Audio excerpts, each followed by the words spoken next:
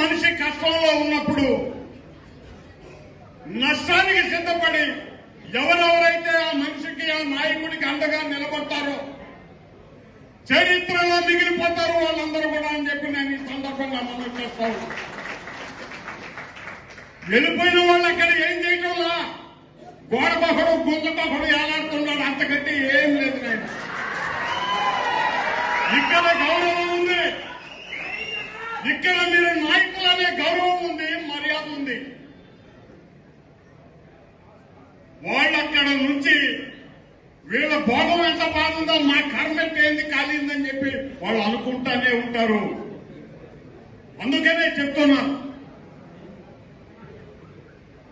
స్వార్థ ఆలోచనలకు పోయి దీర్ఘకాల రాజకీయాలు నడవండి. ఎవరికీ చెడు జరగల.